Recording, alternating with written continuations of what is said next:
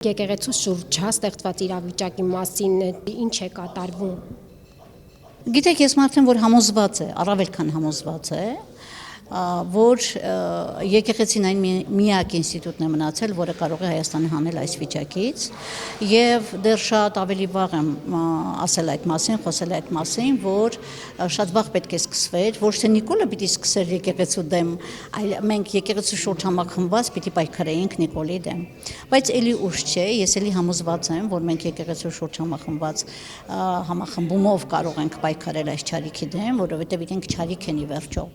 Իսկ հավատն է չարիքը ոչնչացնում եւ այո միշտ կանգնած եմ անկախ իմ ես միշտ արտահայտվել եմ եթե հակառակ կարծիք եմ ունեցել բողոքել եմ եկեղեցու դեմ որ այս չեք անում ինչ եք անում բայց այս պահին ես մեր եկեղեցու կողքին եմ եւ ամեն ինչի պատրաստ եմ որպեսզի այս պայքարում չարի եւ բարու պայքարում հաղթի եկեղեցին որովհետեւ այլ կերպ չի կարող լինել 10 եպիսկոպոսներ ու արքեպիսկոպոսներ միացան Փաշինյանին, այդ մասին ինչ կասեք։ Շատ ուրախ եմ դրա համար, որովհետև դրանք հենց այն դեմքերն էին, որոնք շատ մեծ վարկաբեկում էին բերում եկեղեցուն։ Ստացվում է Փաշինյանը մաքրում է Ես միշտ ասում եմ, այո, ես միշտ ասում եմ, որ հիմա պարզաջրման process է Հայաստանում, ինչպես նաև եկեղեցու հարցում։ Մենք գիտեինք ովքեր են այդ եպիսկոպոսները։ Այդով չէր ճանաչում նրանց, բոլորս էլ շատ լավ գիտեինք, բայց վերջին կաթիլը եղավ նրանց դավաճանությունը հենց իրենց տված երթմանը։ Ես մնացածը մի կողմ եմ թողնում, ես իրենց եթերում եմ ասել լավ, տղերք, որ լավ, այդպես դիմեմ, հա, որտեղ իրենց մեծ մասը